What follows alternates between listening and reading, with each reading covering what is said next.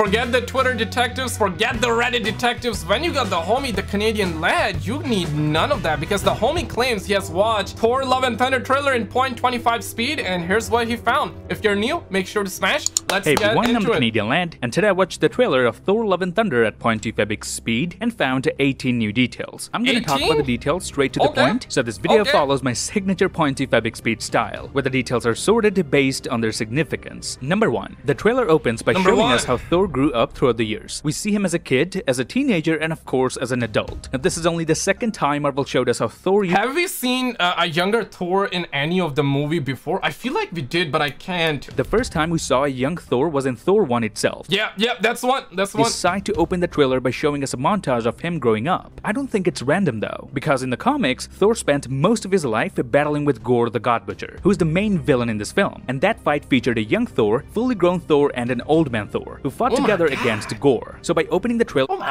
different versions of Thor could be Marvel's way of teasing the idea that Gorr isn't some new villain in his life. He has been fighting him all his life. And if you think about it, this will be the first ever MCU movie where we will see multiple Thors. And as I said in the comics, multiple Thors team up to battle Gorr the God Butcher. So it all adds up. And if you notice the suit of the teenaged Thor, he's wearing a perfect comic accurate suit where not only the colors match, but his winged helmet as well. And I like how... Dude, I'm actually really pumped for this. We're gonna be having back-to-back bangers. First Doctor Strange, and now we're gonna be having this. I'm hyped, bro. I'm hyped. If you are, make sure to smash. Kept on increasing. For instance, his teenage self was sleeveless, but as he grew up and kept fighting mightier villains, he kept on adding more armor. Number 2. Thor said, damn, I didn't see that. I need to figure out exactly who I am. I need to figure out exactly who I am. Such a good Now when he shot, said it, man. I realized one thing instantly, and I wanted to share this with you lads. The reason Thor is still trying to find his true self is because now more than ever he has realized the powers that he possesses aren't only unique to him. Steve Rogers could wield a hammer, and now he's witnessing another being who dresses just like him, even has powers like him, but doesn't share the same gender. So seeing all of this, he tells himself, who am I supposed to be then? Because my powers no— Damn, like why? Now, oh my god, bro. So yeah, Thor is probably like, man, okay, I gotta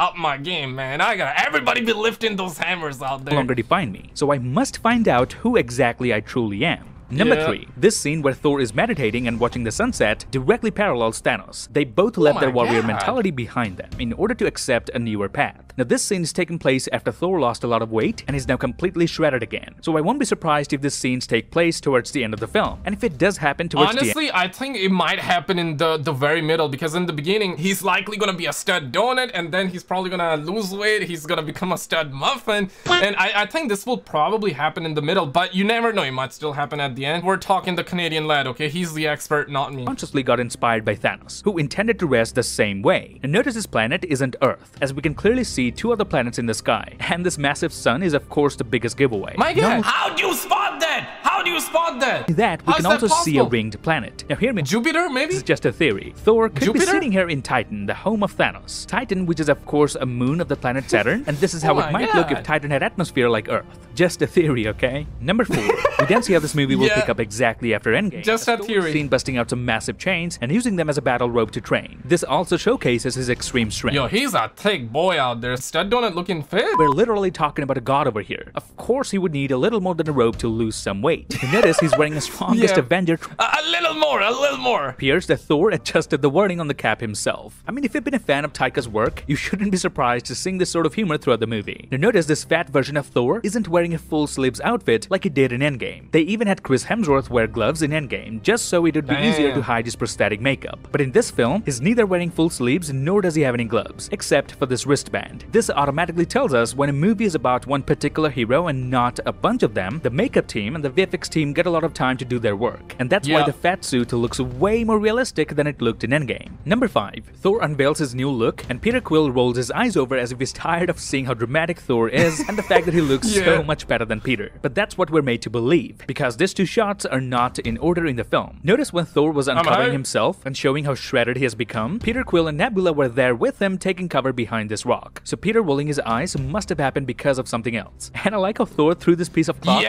movie trailer trailers, they do that all the time. It's a different scenes entirely, but they're making it for the trailer. They really made that to happen. uncover himself, but ended up covering a local behind him without knowing. Notice how Groot, Rocket, and Nebula were all following this piece of cloth. Groot is like, yo, what the flip you doing, man? What the flip? As it drops on top of this local. That too on a guy who has a crown on his head, so he must be some sort of a leader of the group, and that's why a team member of this group jumps in the air, shocked by seeing what just happened. Number 6. Thordan bids farewell to his Guardians buddies, but this shot looks way too weird for me. I mean, look at the ample amount of space they left empty to Thor's right. I've read some of the theories you lads have posted, and it seems as though it could be Beta Ray Bill standing beside Thor here, and in that case, the planet they're standing on could be Sakaar, and that would explain the colorful pants that Korg is wearing now. And another reason to believe that these two scenes might be taking place in Sakaar is all this crashed up. I'm sitting here over here and I'm like, yeah. How he finds all of this? Yo, if you're a Twitter detective out there, if you're a Reddit detective, you need to catch up with the Canadian spaceships, because we learned in Thor Ragnarok that Sakaar is an artificial trash planet created by the Grandmaster, which is surrounded by a lot of wormholes that deposit space waste. Number 7. In the same shot, notice Korg has a similar type of fur collar as Thor does in some of the scenes. He has the same pattern on his leg armor as well. Number 8. We get to see an evolved Asgard in this trailer, which apparently has become a place for tourists. I'm glad Taika chose this road because these glowing buildings, this flying chariot, all are concrete evidence that Asgard is not a place, it's people. No matter which planet they're on, they will eventually stand up again. And notice almost all the shots in this trailer have some sort of sunlight shining from the sky, which is a great callback to Loki when he said this.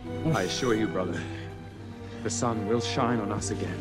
Loki, despite being evil most of his life, died for a good cause, and he knew the sun will shine on his brother and his people once again. Number 9. Now in this flying chariot pulled by two space goats, we can see Valkyrie in her warrior attire, Korg who still wears the fur collar, and of course Thor himself. But there's one more person on the how do you find this boat, which I can't quite make out seeing this scene right now. Let me know what No one can make that out, bro. No one can, even this, no one can really make. I mean, okay, you can make out if you zoom in and you watch at it, but listen, like, damn, bro. Like, damn, bro. Like, think about this. Now, this is the same chariot that Thor later uses to enter an unknown frozen planet. And before you ask how he managed to fly an entire boat in space, well, he's apparently harnessing the powers of Stonebreaker to travel with the chariot and everyone in it. But notice Thor is not holding the Stonebreaker. It's planted somewhere, just like he planted it on the ground at the beginning of the trailer. And that backs up my theory that Thor is indeed harnessing the powers of Stonebreaker to power this flying boat. And these two space goats are known as Tooth Gnasher and Tooth Grinder. They date as far back as 1976 and had a I didn't know about that. Thor comic since then. These space goats possess unique powers. One in the chat if you read the comics, two if you don't. I basically don't, so yeah. Has the ability to damage Mjolnir and pull Thor's chariot at super speed. Number 10. When we're shown a glimpse of Olympus, the god realm of Zeus, notice this purple glow going at super speed from one side to the other. Now if we go back to the comics, Thor's space goats were sometimes depicted in the color purple. So it's safe to say Thor will travel in his chariot pulled by these two space goats through the realm of Zeus. Number 11. When we see Thor in a pirate ship and this woman swings towards him to kiss him, notice there were at least 3 dead bodies around. Yo, she wanted to do step 1 of the Easter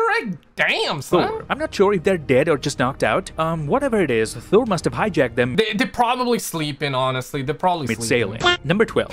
Thor and Korg are shown at one point overlooking a giant dead creature in a snow-filled location. Now this is Felagor the Behemoth. He's a powerful god who used to be a friend of Thor, but then Gore the God Butcher killed him in the comics. This panel is directly taken from Jason Aaron's Thor God of Thunder #3 comic, where Thor finds Felagor the Behemoth dead. The only differences are Korg is now incorporated in the scene and Thor is holding Stonebreaker instead of Mjolnir. Now notice Thor's reaction to seeing the dead body of his friend. Thor is a bit worried and of course frightened, implying Thor knew how powerful Felagor was, so the one who defeated him must be stronger than that. Number 13. Big brain, big brain. Current king of Asgard in a conference meeting with government officials from around the world, and there for a few seconds we can spot Meek, who's now wearing a modern suit and is probably serving drinks to Valkyrie? So maybe despite going so far ahead in life, Valkyrie still struggles with her drinking habit. Not only that, hey, can a brother perhaps get a little bit of water or something? Like, damn, I'm kind of thirsty out there. Been modernized under her ruling, and that's why Asgardian soldiers now wear modern military outfits instead of magical suits. And even the chair that Valkyrie sits in, even though it looks like any other chair, but has an Asgardian pattern embedded in it. And notice Valkyrie has some weird nail paint on both of her middle fingers. I'm not sure what's that about though. Let's discuss in the comments. Number 14. We get another glimpse of Olympus where we see a massive statue of Zeus. Notice in the walkway, we can see Korg along with 2 red-caped figures. Now one of them is of course Thor himself, and the other one is probably Jane Foster as Mighty Thor. But notice— Dude, in the court of laws, seeing some somebody from the behind and really assuming that it's really that person, it will not be accepted. I'm just saying, okay? As it used to be in the case of Thor and Jane Foster when she used to be a regular human. So they're really giving Natalie Portman a huge transformation in this film. Number 15. Peter Quill tells Thor, and I quote, "Remember what I told you. You ever feel lost? Just look into the eyes of the people that you love." And that's when Thor stares at Peter Quill's eyes. Yo, dude, this was such a... It was the best scene in the trailer, 100%. Not me.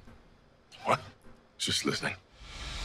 Now there's one little detail here, Yeah. or should I say one tiny little mistake from the VFX team here. Thor's eyes in this thriller are incredibly blue. Remember, his one artificial eye used to be a bit yellow in Infinity War and in Endgame, but in this film both of his eyes are heavily blue. Now coming back to this scene, notice when Chris Hemsworth looks at Chris Pratt, his eyes are blue, but as soon as he blinks and looks to his left, the color of his eyes go back to normal, which is still blue but not that much. So I think it's a little bit of a nitpick, but damn, I mean, listen, man, I'm not a Twitter detective, I'm not a Reddit detective. They would disown this theory out there, but listen, you cannot beat the Canadian lad. So if Canadian lad is saying that it's happening, okay? Guessing they probably didn't CGI that yet, and we're looking at Hemsworth's real-life eyes here. Number 16. Now in this wide shot, I need glasses, I couldn't crashed see. spaceships in the background, so I couldn't see any difference. be true, and they might indeed end up on the planet Sakaar. Number 17. In the last scene where we see Jane Foster, aka the mighty Thor herself, Thor is obviously surprised to see how this is possible. Now before I talk about Lady Thor, notice Thor's suit here. It's now a lot darker than what he wore throughout the trailer. For instance, when Thor was high-fiving Korg, notice his suit had a lot of gold and blue plating. Okay, here it looks like that homie bought like a $20 microtransaction in Fortnite. Like, this is looking like a Fortnite skin.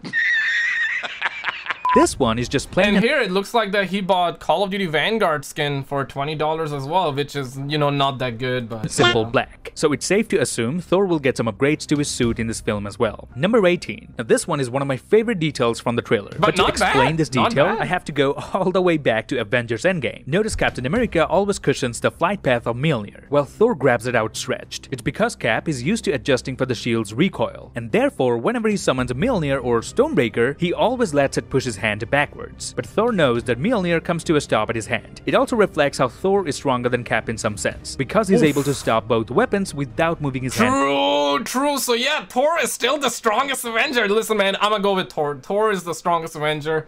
Facts. That's all. But that doesn't mean Cap is weak. It just goes to show that he's so much used to using his shield that he uses Mjolnir in the exact same fashion as well. So why am I telling you all this? It's because notice how Lady Thor summons Mjolnir. It comes to her hand and stops her right there. No extra movements. It doesn't push her hand back and just sits in her palm, implying she does. Oh my god, dude. So yeah, Thor really got competition. Damn, son. Like, can a brother perhaps be the strongest Avenger? He's the strongest Avenger. Okay, possess a similar level of strength as Thor himself. And that's it. This would be my breakdown for Thor Love and Thunder trailer. Like the homies out there like swinging out there, and she out there just be like, okay, like pass it, like I'm gonna grab it like that, like.